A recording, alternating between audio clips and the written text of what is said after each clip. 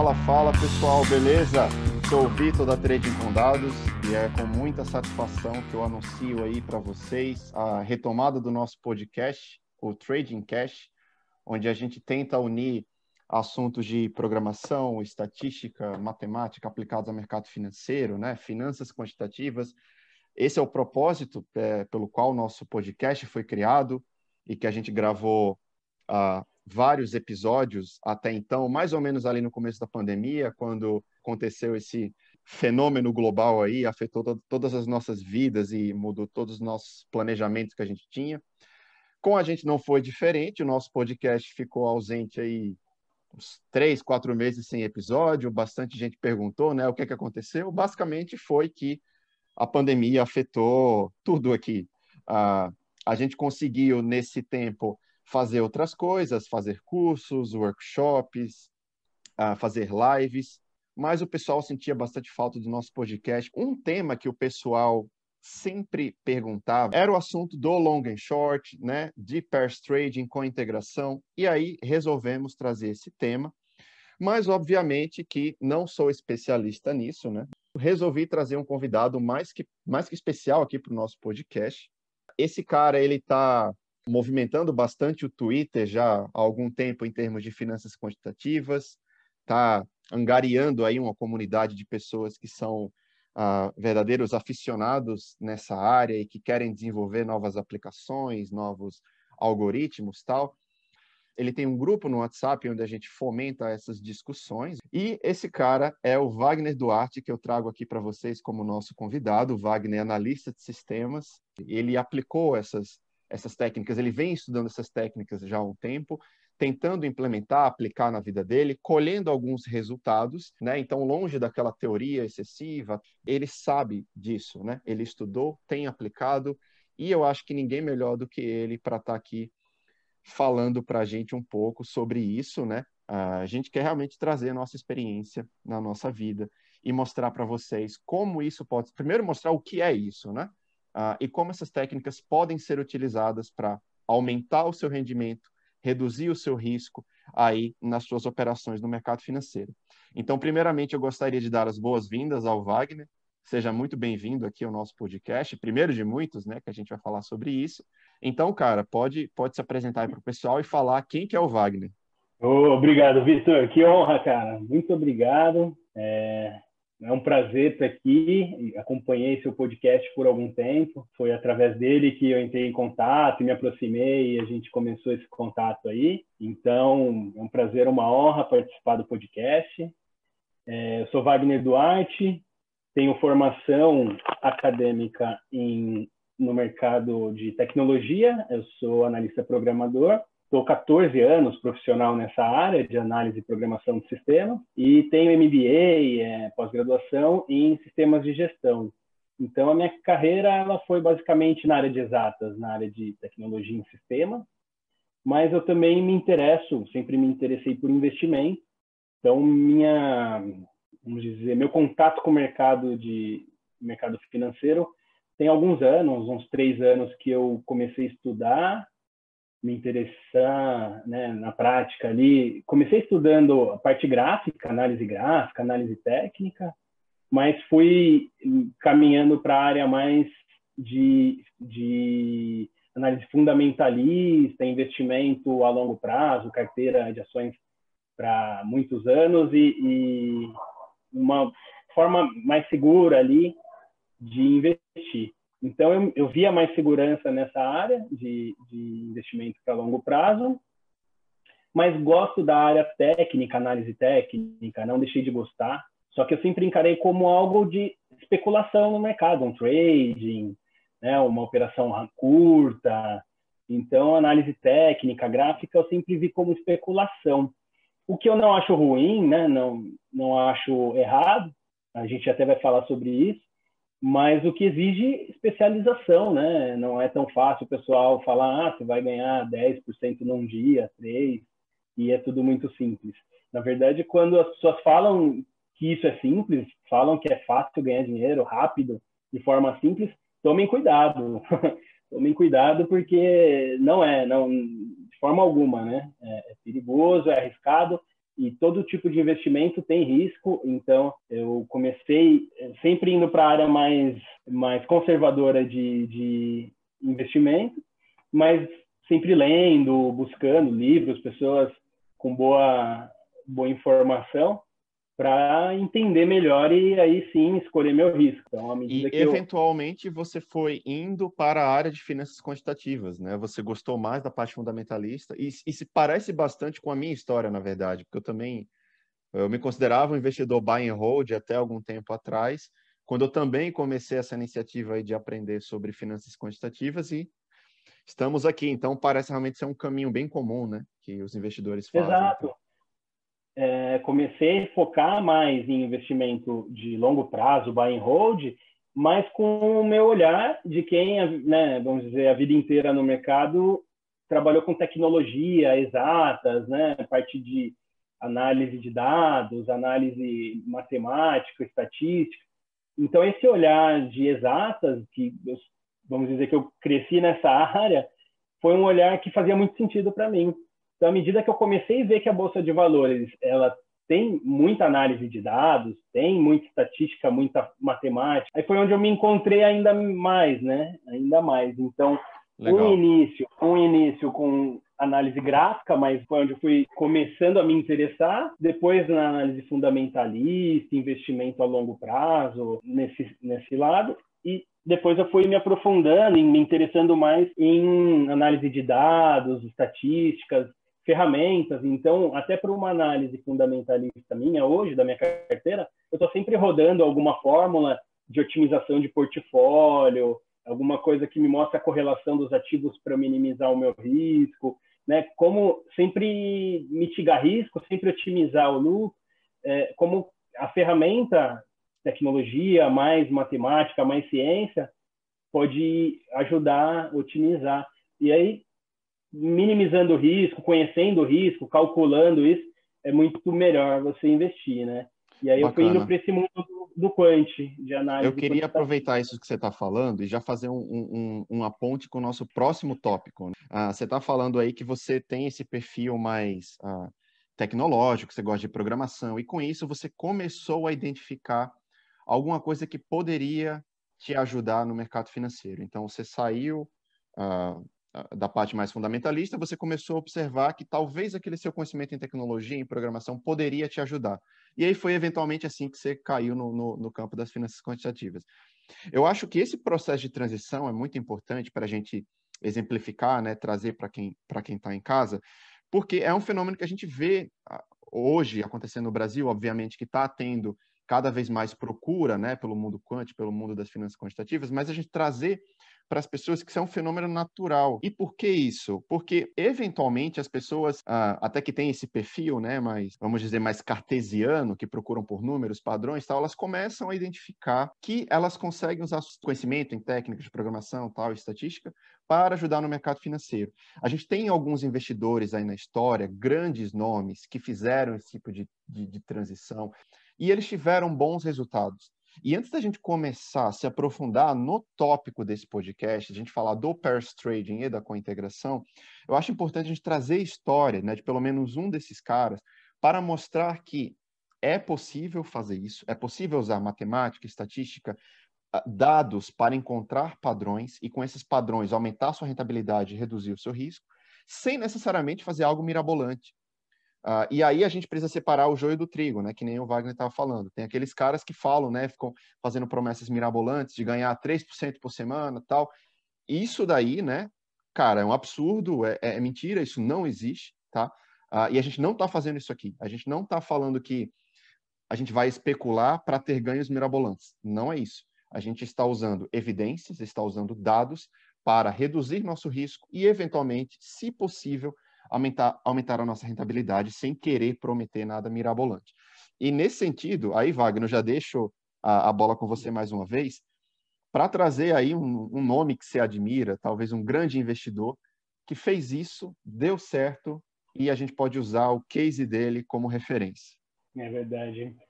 Tem a história do Jesse Livermore, que eu vinha falando com você. Ele viveu no século XX, tá? Ele nasceu em 1877. e foi um notável investidor, mas também especulador do mercado. Ele, para vocês terem uma base de quanto ele ganhava, o que ele se tornou como um especulador, por volta em Nova York, por volta de 1929, ele chegou a 100 milhões de dólares, que hoje seriam muitos bilhões, e estava entre os homens mais ricos do mundo na época. E a história dele é muito interessante de como ele começou, porque ele era com 14 anos de idade, ele foi trabalhar numa casa de apostas. Antigamente, nos Estados Unidos, existiam casas de aposta. Hoje em dia, né, é proibido e tal. Sim. Mas existiam as bucket shops. E aí eles apostavam, é como se especulasse o que as ações, as commodities, iam alternar de preço no futuro. Então, as casas de apostas apostavam como se fosse um mercado paralelo de ações, né? Eles apostavam como que as ações iam performar, as commodities e alguns ativos. E ele, trabalhando com 14 anos de idade na casa de aposta, ele era um assistente, né? Ele anotava preços, ele ficava anotando os preços no quadro para o pessoal, e aí vinham os investidores, ele estava ali sempre anotando o preço, sempre auxiliando as pessoas que apostavam. Só que com 14 anos, mas uma mente muito bem afiada, ele começou a perceber que muita gente ganhava ali por causa de alguns padrões, né? Quando o preço chegava em alguns limites, tinha dificuldade para mudar, para superar. Quando preços, alguns padrões mostravam que aquele preço revertia muito rápido. Então, ele começou a analisar padrões de preço, ele estava ali na ponta, né, anotando as informações toda hora, e analisar como que os players se comportavam, como que as pessoas, os apostadores reagiam a mudanças. Então, vamos dizer que ele estava ali na frente, tendo informação ali bem rápido, e sabia usar. Ele conseguiu ver padrões, ver maneiras ali que ele podia se tomar alguma vantagem ou ter alguma operação vantajosa, lucrativa. E ele começou a apostar, mesmo menino, mesmo trabalhando ali, ele apostava. E em algum tempo ele começou a ganhar muito dinheiro naquela casa, foi expulso, foi proibido de trabalhar. Ele ganhou tanto dinheiro que ele foi expulso do lugar, né? Foi expulso, tanto banido do emprego dele, quanto banido para a aposta, porque ele ganhava muito. Era como quebrar a banca, né? E ele ia para outra casa de aposta, outro bucket shop, e também ganhava muito. Aí daqui a pouco ele viu que aquilo estava pequeno, ele não conseguia mais nem operar ali, o pessoal não deixava. Ele foi para Wall Street, né? Que é onde os profissionais realmente... o que eu acho interessante da história dele é que ele não é um personagem que nasceu no mercado financeiro, né? Ele não fez a fortuna dele originalmente no mercado financeiro. Ele era um apostador, né? Ele vivia de aposta e graças à inteligência dele, que era muito aguçada, mesmo novo, ele sabia o que estava fazendo, mesmo sem embasamento teórico de matemática, de estatística, o que quer que seja, ele conseguia identificar aqueles padrões. E com aquilo, ele conseguiu ganhar muito dinheiro. E ele tinha convicção que ele era um apostador. Então, tem muita gente que chegava em Wall Street, né, e se achava um investidor, mas agia como um apostador, vamos dizer, sem saber ou sem os cuidados. Ele, sabendo que era um apostador, ele sabia, eu vou arriscar muito, mas eu vou poder perder só isso aqui que eu estou arriscando. Então, ele separava, né, uma aposta de um investimento. Então, ele agia como um apostador profissional, né? Então tem um insight interessante aí, tem um insight bacana. A especulação em si, né, ela não é algo errado, você especular. Mas desde que você saiba o que você está fazendo e você crie mecanismos para reduzir o seu risco. Então, se você for especular, né, aí você pensa como o Jesse Livermore. Eu não vou colocar tudo na minha especulação. Eu vou fazer de tal forma que, se eu perder naquele caso, a minha perda vai ser mínima. Né? Simples, mas para ele funcionou muito bem. E ser um especialista naquilo, né? Ter técnicas, se especializar naquilo, né? Às vezes a gente vê hoje em dia pessoas entrando no mercado, vou fazer day trading, ganhar muito, começa a colocar dinheiro e perder e tal, mas não se especializou, eles estão indo para uma ferramenta de especulação de alta complexidade, alto risco, não se especializou, não se preparou e acha que vai jogar, vai apostar e vai ganhar. E acha que vai entrar, e quando ele entrar, ele já vai ganhar. Ele nem estudou, nem se preparou, nem teve experiência, né? Exato. Eu diria que é um ramo que tem seus méritos, né? Não dá para falar que trading é ruim, mas é avançado. Então, a pessoa começar do avançado, ela tende a perder, né? Tem que começar do básico. Começar a entender o que é um investimento, os riscos, e avançar, evoluir nisso, né? Se desenvolver. Bacana. Então, o Livermore, isso que você falou também, me traz me recorda, né? Um ensinamento do Benjamin Graham. Benjamin Graham, até para o pessoal aí que está ouvindo, conhecer, alguns talvez não conheçam, ele foi o professor do Warren Buffett. Ele viveu em 1930, foi investidor de fundo, foi professor da universidade, foi professor universitário do Warren Buffett, ensinou muito para o Warren Buffett. Warren Buffett dedicava ali muito do conhecimento atribuir ao professor Benjamin Graham. Ele é autor do livro O Investidor Inteligente. Perfeito. É um livro muito recomendado no mercado. Sim, sim. Então, o Benjamin Graham, ele ensinava que é o seguinte: você encarar o mercado como um investidor é o que te torna diferente dos outros. Mas você saber especular não é ruim. O que você tem que saber é diferenciar quando você investe de quando você especula. Ele até dizia que ele abriria, né, conta em outro banco, outra corretora. Então, onde ele tem a carteira dele, que é buy and hold, ele é um investidor. O banco, a corretora, que ele tem dinheiro para especular, girar, fazer movimentos curtos, é outra. Ele separa aquele banco, aquela corretora. Bacana. Então, vamos dizer, o pai do investimento buy and hold, né, do que a gente conhece hoje como buy and hold, ensinou Warren Buffett, ele já dizia que especular é algo que pode ser proveitoso, mas de forma inteligente e separando aquilo do seu investimento. Perfeito, né? Muito bom, muito bom. Desde que você saiba o que esteja fazendo, separando, né, o dinheiro para que ele não se misture e usando as estratégias corretas.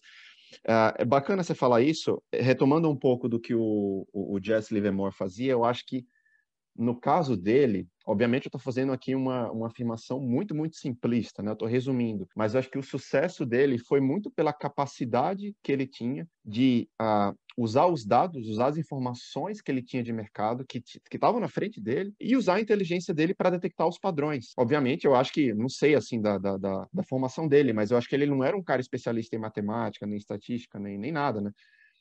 Mas com o que ele sabia, ele conseguia detectar os padrões que estavam acontecendo e era com base naquilo que ele fazia as suas operações, né? O seu trading, de fato, assim que ele especulava, e dava certo. E aí, pegando essa característica dele e já fazendo uma ponte para o nosso próximo tópico, que na verdade a gente vai já andar aí mais de 100 anos, né? A gente pega a vida do Jesse Livermore, meio que vai fazendo um salto no futuro para pegar a nossa época hoje. Ele viveu até 1940.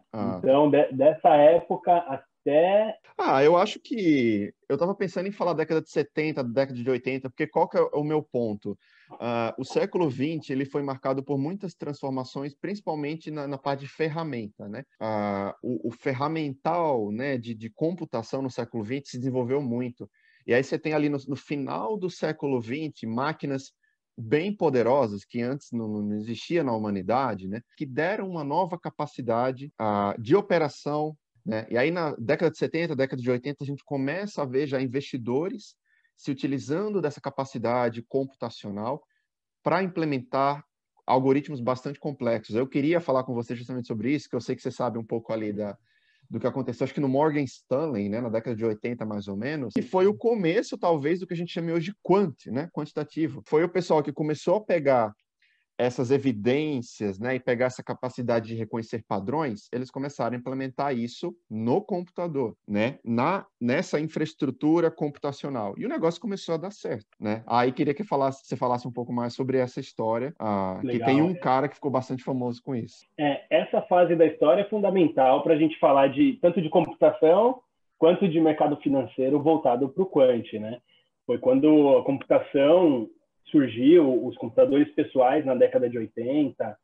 Então, ali a gente tem um personagem que começou a dar um olhar para o mercado financeiro de uma forma mais científica, né? Uma Uhum. visão mais científica.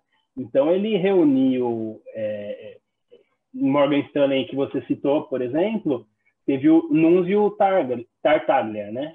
Acho que ele era Ele italiano, né? Com esse nome, deve ser italiano. deve ser. Tartaglia. Ele, ele reuniu uma equipe de matemáticos, físicos, cientistas e pessoas da computação, cientistas da computação, buscando um viés totalmente científico e de exatas, né? Bem fundamentado na matemática, para elaborar estratégias que o computador ia desenvolver algoritmos e cálculos e ia operar. Ele foi o Nunzio Tartaglia é atribuído a ele as primeiras operações de pair trading, que é long short, que a gente vai se aprofundar daqui a pouco, e também de quantitativo, né? Finanças quantitativas.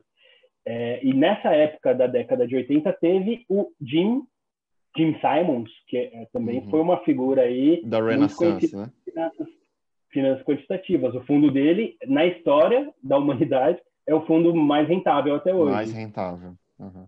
Ele também juntou as melhores cabeças do campo da ciência, matemáticos, físicos, tudo PhD, né? Não tinha nenhum estagiário ali praticamente, só PhD, e colocou para montar fórmulas e buscar dentro de operações matemáticas, estatísticas avançadas, o computador para operar tudo isso aí, buscar simetrias no mercado, buscar estratégias para operações. É onde a Bacana, gente...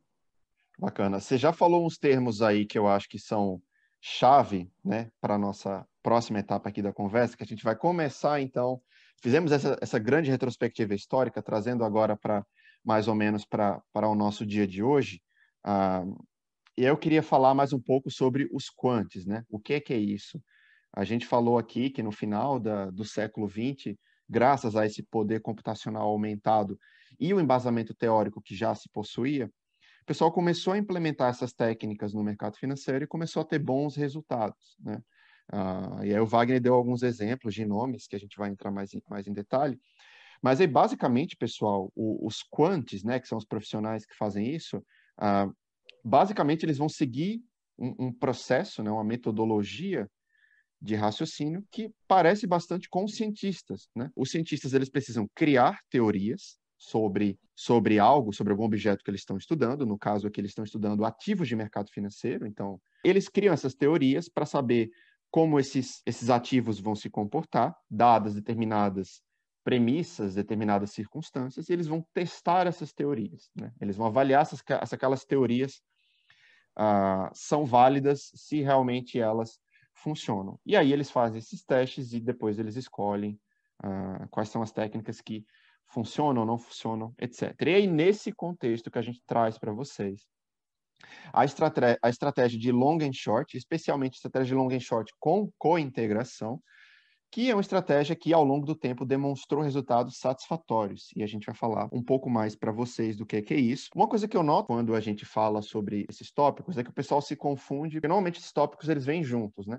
Então, quando se fala de long and short, co-integração, pairs trading, geralmente o pessoal associa tudo e coloca ali tudo na mesma cesta. E eu acho que o Wagner ele tem propriedade para definir melhor esses conceitos e para depois a gente evitar essa confusão. E aí eu já te pergunto, Wagner, o que é o long and short, né? Dentro desse contexto, o que é pairs trading e o que é co-integração? Legal. Então, a gente olhou para o mercado financeiro, né, o histórico, olhou para operações de análise quantitativa, finanças quantitativas, que é onde o Vitor explicou muito bem, a gente dá um olhar mais científico para o mercado financeiro, uma visão com muita matemática, análise de dados e teste, né? Tem que validar as teses, a gente chama de backtesting, a gente pega os dados históricos dos últimos 30, 40 anos e processa uma estratégia nesse período de 40 anos, vê como se comportou e aí sim consegue validar alguma tese, alguma teoria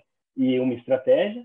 E dentro das estratégias da análise quantitativa, o pair trading é uma muito interessante, é uma que eu venho estudando, porque pair trading, eu vou trazer para vocês vários pontos positivos, vários pontos que se mostra uma análise com um risco controlado, um risco bem controlado, na verdade, porque o pair trading, né, dentro da finanças quantitativas é tão interessante.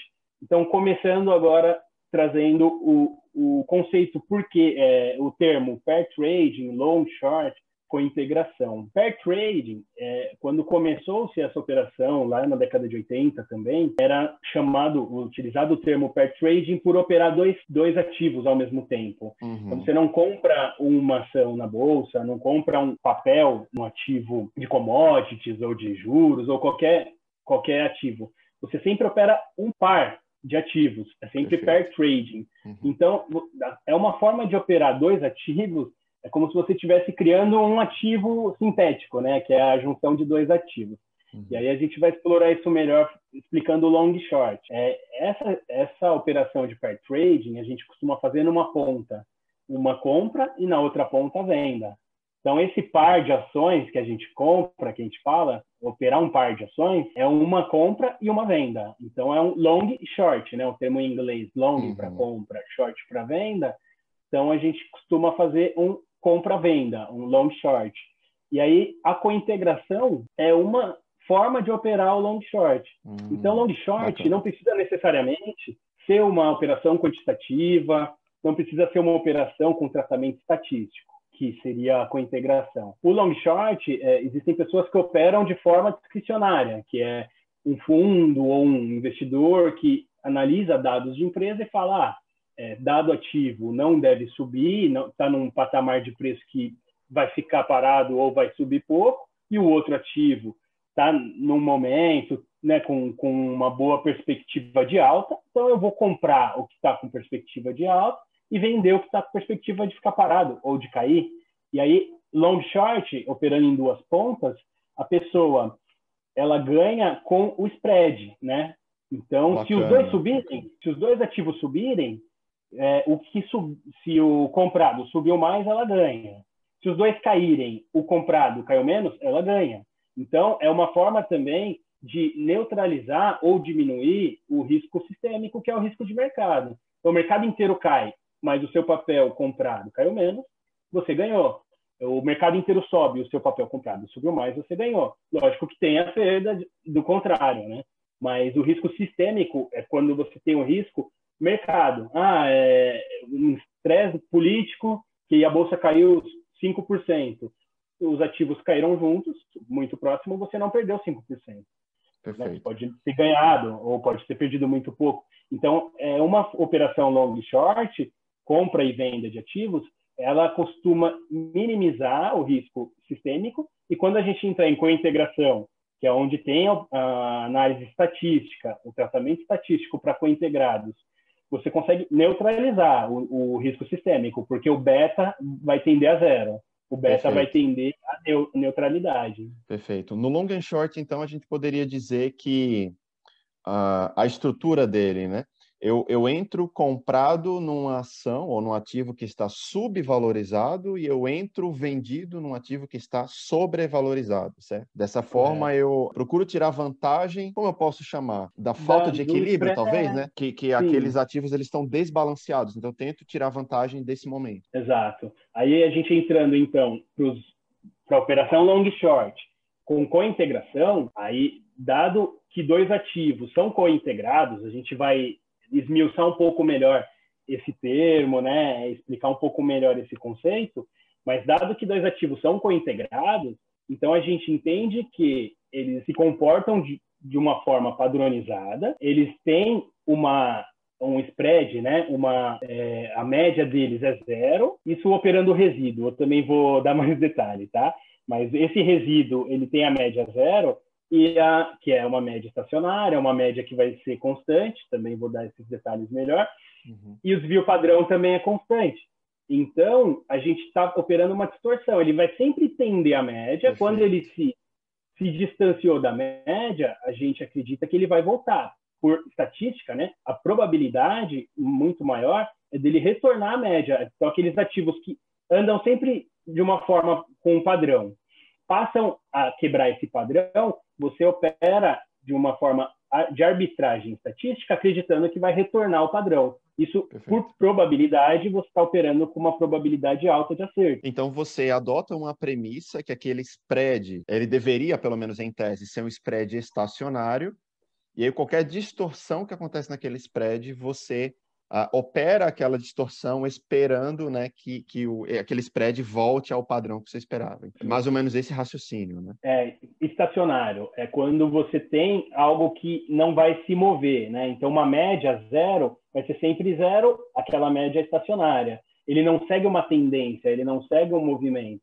ele vai sempre se manter. E o desvio padrão 2 e menos 2, né? A média zero, o desvio padrão 2 e menos 2, é sempre se manter. Então, se aqueles ativos se comportam de forma cointegrada, significa que a média vai ser estacionária e eles vão sempre retornar ao padrão. Alta probabilidade de retornar para o padrão, retornar para a média. Perfeito. Para a gente esclarecer um conceito que eu acho que também é importante falar para o pessoal que está ouvindo a gente, é o conceito da arbitragem estatística, né? Você falou agora há pouco que quando a gente usa essa metodologia, dentro do mundo do long and short, a gente está fazendo uma arbitragem estatística. Então, eu acho interessante salientar para o pessoal, o long and short não necessariamente ele precisa ser feito com um arcabouço estatístico, certo? Você poderia fazer um long and short puramente escolhendo, arbitrariamente, escolhendo uma ação para entrar comprado, outra ação para entrar vendido. A partir do momento em que a gente usa, então, esse arcabouço da cointegração, a gente está aplicando, né, uma técnica estatística que vai fundamentar a nossa escolha. E aí você falou que isso é uma arbitragem estatística. Eu acho que vale a pena esclarecer um pouquinho, né, o que é a arbitragem estatística. Uma arbitragem estatística é quando a gente analisou que esses ativos são cointegrados. Depois eu vou também detalhar, ainda não dei explicação do que é cointegração, né, a fundo. A gente analisou testes da estatística que esses ativos são cointegrados, então quando eles se movem de forma fora da média, eles tendem a retornar para a média. Então aí que entra a arbitragem estatística. Se eu tenho no meu modelo que aquele ativo ele é cointegrado e eu analisei que a movimentação dele se distanciou da média, eu vou arbitrar, ou seja, eu vou fazer a minha operação de venda do que subiu a mais, compra do que caiu a mais, porque eu estou arbitrando que na estatística, né, que a probabilidade daquilo retornar à média é alta. E aí ele retornando, eu zero a operação e ganho nessa diferença. Perfeito. Basicamente, você está procurando uma ineficiência do mercado, você está operando aquela ineficiência, né? E aquilo, eu poderia falar que, de certa forma, isso tende a reduzir o seu risco, né? E diminuir a exposição ao mercado, porque você não está necessariamente exposto 100% à tendência de mercado. Na verdade, você está neutralizando esse efeito, já que a sua operação, ela é uma operação centrada na divergência entre dois ativos específicos. Correto. E quando a gente chega no coeficiente dessa operação para ver a cointegração deles, a gente consegue chegar no beta do ativo A com B. Então, se eu opero o beta neutro, na minha operação, eu vou comprar uma quantidade de um, vender a quantidade de outro, com beta neutro, né, um número que me faça ter um beta neutro, então meu risco mercado é zero ou próximo de zero, é muito baixo. Perfeito. Então, é aí que a estatística também contribui para você fazer uma operação sem o risco mercado. Isso não significa que não tem risco, tá? Pode acontecer desses ativos se descointegrarem no período. Então, você vai ter um stop loss, vai perder na operação. Mas o risco mercado, que é o risco sistêmico de mercado, ele não vai ocorrer, porque você está simplesmente operando a divergência de dois ativos. Perfeito. Aproveitar que você está falando disso aqui, eu acho que é bacana já falar de uma das perguntas já que o Bruno mandou aqui. Até mandar um abraço para ele, obrigado pela pergunta. Tem a ver um pouco com o que você está falando, tá? Ele perguntou assim, o pairs trading precisa sempre ser acompanhado de cointegração? Eu acho que tem um pouco a ver com o que você estava falando antes, né? Que não necessariamente precisa, certo? Existem operações long short com outras técnicas. Então, análise fundamentalista, a pessoa pode operar long short, comprando e vendendo, dado análise de dados, né, de informações das empresas.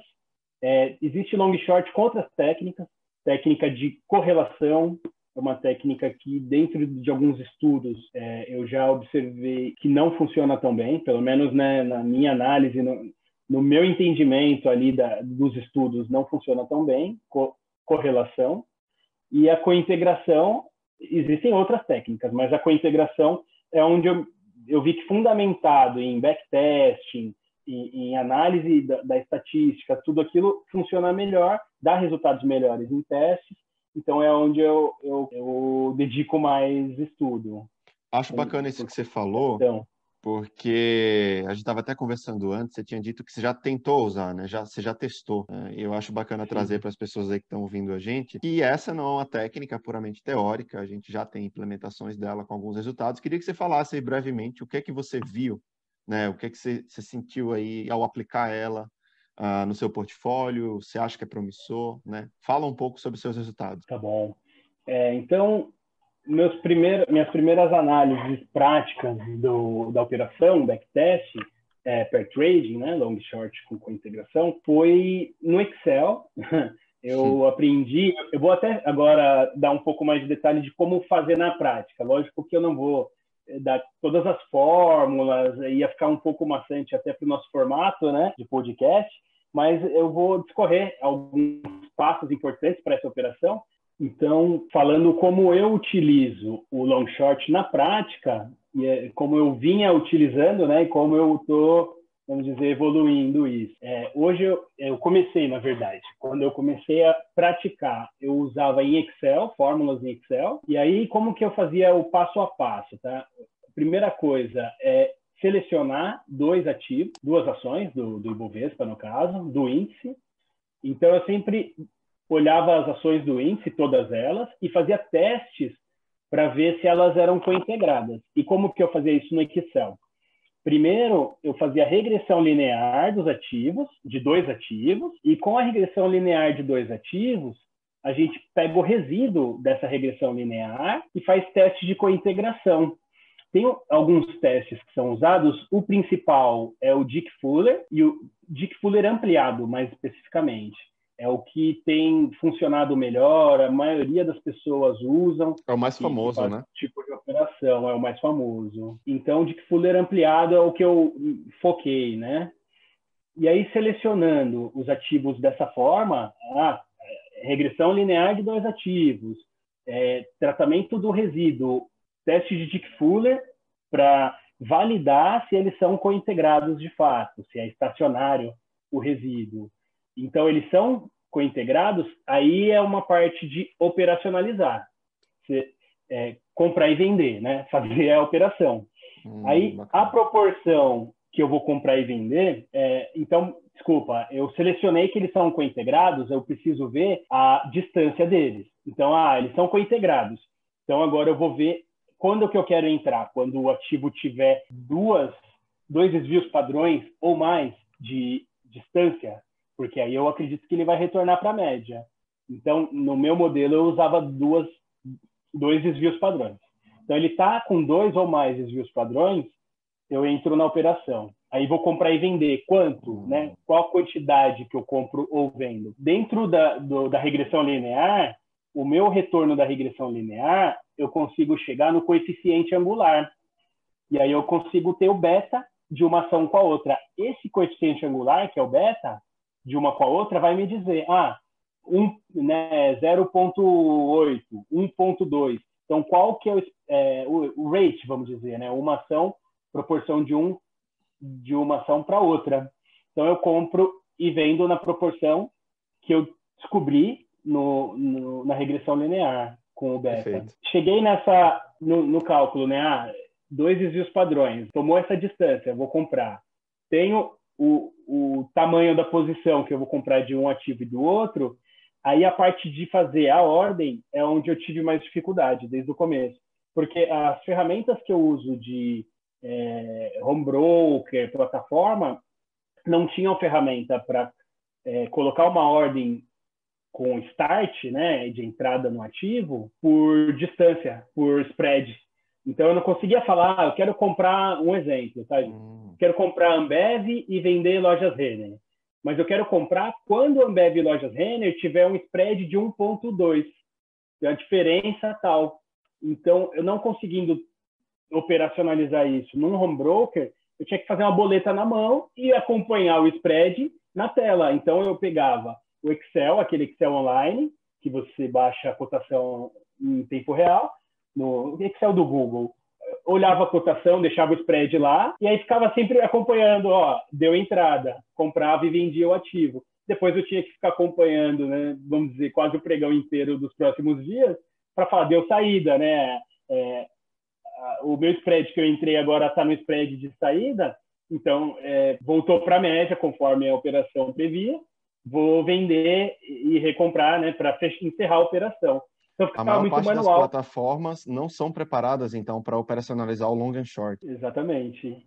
E aí eu fazia isso de forma muito manual. Depois eu comecei a melhorar, então, depois de fazer isso no Excel, eu passei a fazer no Python, porque aí no Python eu também conseguia melhorar como rodar isso para todos os ativos muito mais rápido, rodar muito mais simples, pegar o Dickfuller, tudo no Python, né? Você chama a biblioteca, faz de forma muito pronta, não precisa incluir tanta fórmula. Então, eu comecei a fazer o Python para selecionar o ativo, selecionar os dados, meu input, que é qual o beta das ações, qual minha entrada, qual minha saída, e ainda tinha esse problema de operacionalizar, fazer a compra e a venda na mão, na plataforma. Depois eu comecei, eu melhorei um pouquinho, em vez de ficar olhando para o Excel lá, a cotação, em tempo real, ficar vendo o spread, né, se bateu ou não a minha entrada, bateu ou não a minha saída, eu aprendi a usar isso, plotar isso no TradingView.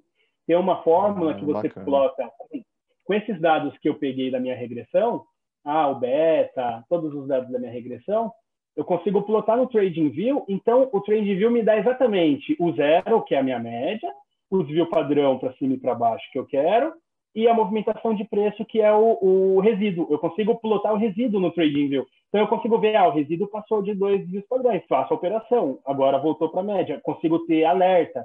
Então, o TradingView eu consegui pôr fórmula, me ajudou e até com alerta. Você lembra o nome dessa fórmula lá para o pessoal que está ouvindo aí a gente e não usa tanto o TradingView, talvez eu começar agora? Como que a gente encontra lá? Eu mesmo não sabia disso lá no TradingView.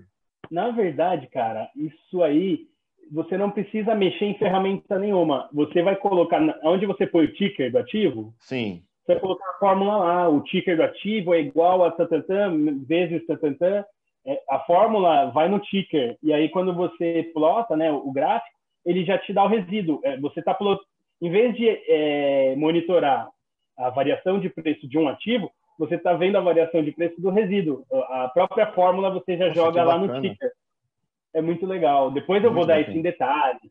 Isso vai ser legal para o próximo vídeo, a gente mostrar, né, no Excel, no Python e no próprio TradingView, na prática, como analisar isso. Aí você põe a média, traça linha para média, traça desvio padrão, tudo isso no TradingView com as ferramentas de linha mesmo, né? Muito bacana, cara. Eu acho que a gente agrega bastante a vida do pessoal mostrando isso, né? Que a gente sabe a dificuldade de implementar esse tipo de coisa e ter isso vai ajudar muito. Inclusive, você está falando, acho que se conecta um pouco com uma pergunta que está aqui, uma pergunta do Almir, até mandar um abraço para ele, ele já fez alguns cursos com a gente. Ele perguntou, pensando em automatização, qual a melhor estratégia para acompanhar cotações na sua experiência, o que você viu até agora? Pensando em automatização, o que é melhor? Para acompanhar cotações, esse ponto que eu falei foi uma otimização boa, porque eu fazia isso no Excel, e o Excel, né, você tem que ficar olhando, não tem aviso, ou se tem, dá mais trabalho. Eu plotando isso, o resíduo, no TradingView, foi uma otimização muito boa, porque aí dá para acompanhar o seu pair trading, você está vendo o resíduo da sua operação, né, se está dando entrada, dando saída, para monitorar a cotação, isso foi muito importante. E o Python também é muito legal, porque o Python, você pega o ativo naquele dia, naquele horário, e roda para ver se está cointegrado ou não, para selecionar ativo, trazer os parâmetros que você vai usar na operação. Então, o que eu tenho usado mais para acompanhar é o Python e o TradingView agora com essa cotação aí. O Python realmente eu acho que seria o mais indicado, né? Porque dá muita liberdade. Aí dentro do Python você teria que ver as bibliotecas, ver as ferramentas. Acho que talvez você conseguir conectar isso ao MetaTrader também, né? Para ter um dado com um delay menor, né? Você consegue ter o dado quase que ao vivo ali, né? Eu não fiz essa conexão ainda, mas quem tem feito tem falado isso. Isso de conectar com o MetaTrader, eu acho que é um avanço muito bom, porque além de você ter a cotação, né, em tempo real, você está pegando o pregão ali da plataforma mesmo, você também pode boletar pelo Python, né? Ou pelo MetaTrader. Então, além de você analisar, que é o que eu faço no Python, você operacionaliza também, porque você está com Python e MetaTrader juntos, né? Então, você consegue automatizar também a entrada, a saída, o stop. Essa parte é um avanço. Eu ainda não avancei muito nessa operação Python e MetaTrader, mas é algo que está no meu radar. Eu diria que algumas lições de casa que eu tenho hoje é buscar uma plataforma, seja uma plataforma pronta, seja uma plataforma de trading, de algoritmo trading, alguma plataforma para eu operacionalizar, seja construindo tudo na mão ou algo mais pronto só para eu parametrizar com o meu setup, né? Perfeito, tá. Pode fazer mais uma pergunta? A pergunta aqui do Leandro, mandar um abraço para ele aí, agradecer pela pergunta. Sei que algumas correlações para fazer um long and short são bastante conhecidas pelos especialistas, como hold investida, né, a Itaúsa, né, ITSA4 versus ITUB4, ou empresas do mesmo setor, como CSNA3 versus USIN5, né, USIMIN. Mas no caso da cointegração, seria possível correlacionar ativos aparentemente desconexos? Um exemplo meramente fictício que ele deu, o Boi Gordo versus Qualicorp, Quali3. Seria excelente possível? Pergunta, Leandro. Excelente pergunta. Isso vai esclarecer para muita gente que tem dúvida pensando assim, né? Esse tipo de operação são ativos que se comportam muito parecido e que são do mesmo setor, ou são a mesma empresa, né? Petro 3, Petro 4, que é a ONPM, Itaú, Itub 3, Itub 4. Então, Leandro, a sua pergunta, a resposta é sim. É possível fazer isso com ativos de setores distintos ou ativos totalmente descorrelacionados. Até porque a operação por cointegração, ela não busca correlação. Agora eu vou entrar num ponto importante, tá, gente? Por que a correlação é tão ruim para essa operação? Muita gente achava que a correlação era o correto. Eles andam juntos, alta correlação, e a hora que desviar o padrão deles, eles vão retornar. Então, o problema é que a grande maioria da correlação na Bolsa, ela é aleatória. Ela existe, mas sem um motivo estatístico, sem um princípio. Ela não tem o porquê de ser, ela é aleatória. Se você fizer cálculos, você vai ver a maioria da correlação ela ocorre de forma aleatória. Então, eles andam juntos, mas não tem uma matemática por trás disso. Então, ele te atrapalha, você está trabalhando com dados aleatórios. Agora, o cointegrado não. O cointegrado é quando a matemática resolve o problema, a estatística, né? A estatística resolve esse problema. Você está operando você está tirando a aleatoriedade. Quando você vê dois ativos, faz a regressão linear e opera pelo resíduo, o que é esse resíduo? É o aleatório. Então, você tirou a aleatoriedade da movimentação dos ativos. Você está operando pelo resíduo. É o fator desconhecido da estatística. Então, você tira o resíduo dele. É uma forma que a estatística resolve um problema. A correlação, não. A correlação ela é muito mais aleatória do que explicada. Perfeito, perfeito. Então, não bastaria simplesmente olhar para dois ativos e falar, esses dois ativos são muito correlacionados, então a gente vai evitar de comprar os dois. Só que aí, na verdade, que está a oportunidade, né? Porque, eventualmente, dois ativos co-integrados, eles podem, sim, ser altamente correlacionados, né?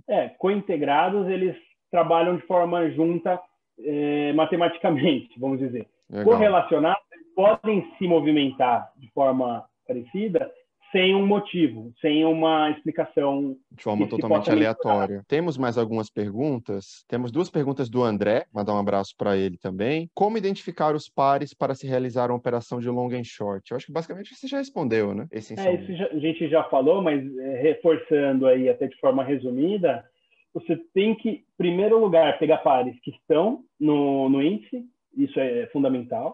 Então, e o mesmo índice. No mesmo índice. A gente costuma usar IBOV, mas a gente usa IBRX, outros índices. Então, tem que participar do mesmo índice. Lembrando, o índice ele muda de 4 em 4 meses, então ele é atualizado. Você tem que sempre monitorar isso, né? Rodar de novo para ver se está cointegrado ou não. Isso a gente faz sempre para os períodos, 100 dias, 110, 120, 130. A gente testa vários períodos e pelo menos em 3 períodos a cointegração tem que ocorrer. Então, resumindo, né? Tem que estar no índice, tem que estar cointegrado, a escolha dos pares, e a movimentação deles tem que ter saído da média. Movimentou com desvios padrões acima da média, você opera. Essa é a escolha. Eles têm que ter saído da média porque você espera que eventualmente eles vão voltar à média, né? Que seria quando você encerraria a operação, né? Exato. Você opera a distorção, eles saíram da média, visando uma probabilidade alta de eles retornarem à média. É isso mesmo. Outra pergunta dele aqui. Estratégias de pairs trading vão ser sempre pouco correlacionadas com o mercado? Sim, sempre. Conforme também a gente já citou, mas explicando aí melhor, o fato de você estar comprado em um ativo e vendido em outro, o fato da proporção da compra e venda ser pelo beta, neutralizando o beta neutro, você não tem correlação com o IBOV, não tem correlação com o índice, você neutralizou a correlação de mercado.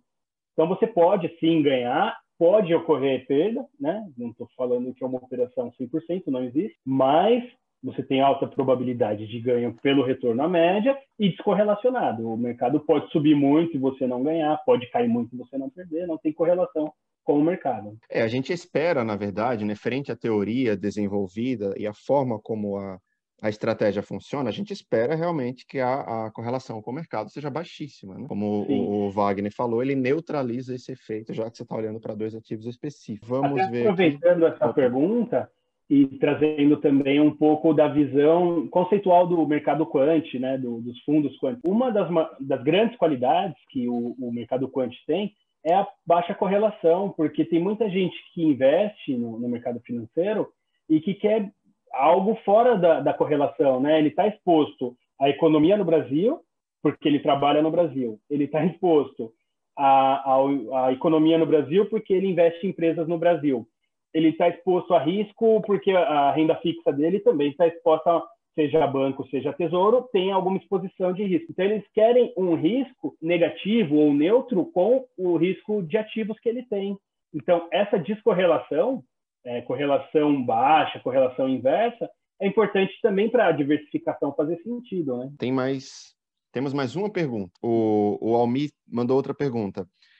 O time frame mais indicado para operar long and short é diário? Essa pergunta eu vou dividir em 2 formas, que eu não sei exatamente se ele está perguntando o time frame para análise dos dados, para olhar as cotações e aí sim selecionar os ativos, selecionar a operação, ou se ele está dizendo o time frame para operar diário, se ele é no intraday, se ele opera, né, faz a compra num dia, tal. Perfeito. Imagino que seja a segunda opção, tá? Eu acho que foi a primeira. Você acha que foi a primeira? Porque às vezes quando a pessoa fala de um day trade, ele fala operar no gráfico de 1 hora, no de 15 minutos, para operar no intraday, né? Compra e venda no mesmo dia. Normalmente no diário você vai ter uma operação para alguns dias que é o swing trade.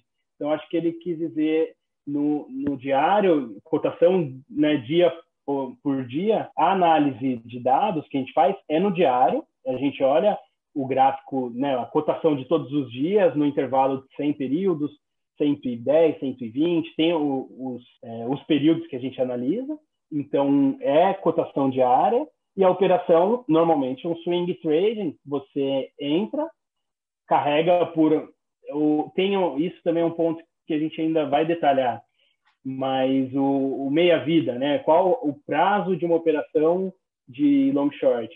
Então, tem um prazo, mas em média são alguns dias ou algumas semanas. Talvez seja até possível, né? Mas realmente eu nunca vi pessoas fazendo long and short dentro, né? No intraday. Eu acho que não é tão factível, né? O que é que você acha?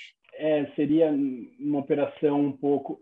Porque pensa que uma distorção ocorrendo, ela leva um tempo para ser corrigida, né? Uhum. Então, uma distorção seria mais um HFT, né? Que é uma operação de alta frequência, operar distorções no curtíssimo prazo, não é o comum de um long short.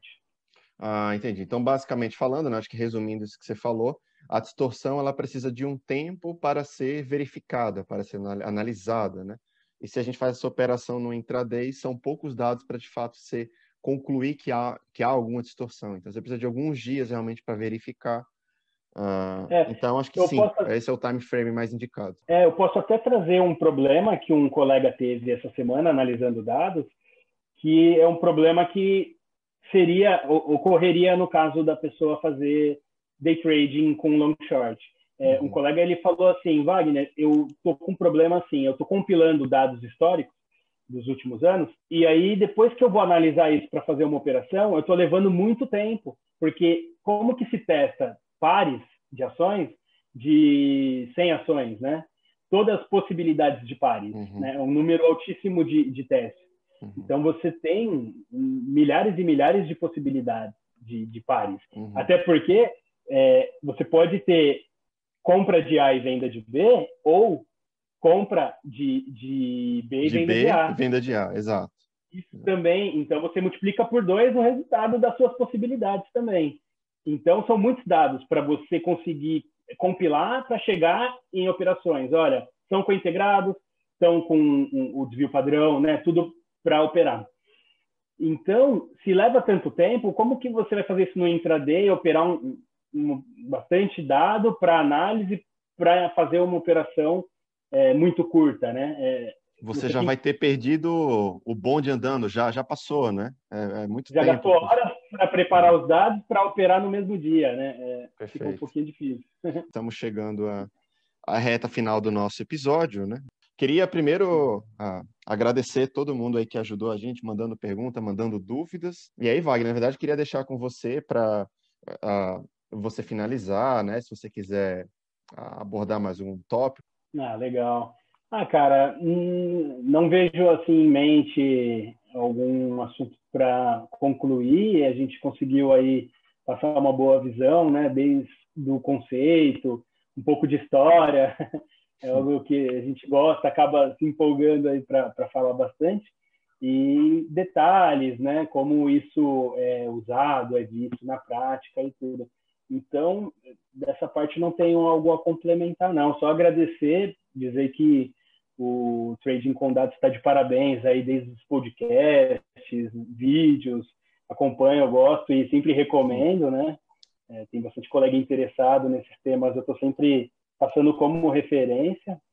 E também mandar um abraço especial lá para o pessoal do grupo Finanças Quantitativas, um grupo que o pessoal me surpreendeu muito, né? Tem um nível altíssimo. De repente, eu me vi no meio de doutores, PhDs, né? É bem elevado mesmo o nível das discussões lá. Eu criei um grupo com uma pretensão, sim, de trocar informação, buscar pessoas interessadas, mas vou dizer que fui surpreendido positivamente. Tem um pessoal de um nível altíssimo, uma troca muito rica. Eu nunca precisei moderar o grupo, até porque o pessoal é totalmente maduro e sempre com uma riqueza enorme de informação, de discussão. Às vezes eu tenho dificuldade para acompanhar, preciso ler muito para entender ali o que está sendo discutido, mas é ótimo. Então, um abração para essa turma, um abraço para a Marli, minha esposa, e o Guilherme, meu neném. Excelente, cara. Abraço dado aí, vão ficar famosos com certeza.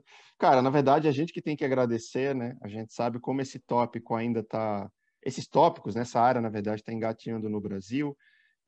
A gente tem uma missão muito especial aí de levar essa informação, de esclarecer para as pessoas esses conceitos das finanças quantitativas, tirar um pouco esse mistério, né? Essa bicho de 7 cabeças, não é. A gente trabalha com isso há um tempo, a gente gosta bastante, vai levar com certeza muito mais conteúdo, né? Então agradeço, na verdade, a sua disponibilidade, sua participação mais uma vez. É o primeiro episódio aqui do Wagner no nosso podcast. Já teve encontro de finanças quantitativas, mas esse é o primeiro episódio dele, né, com essa participação bem relevante. É o primeiro de vários, a gente vai fazer outros encontros nesse sentido.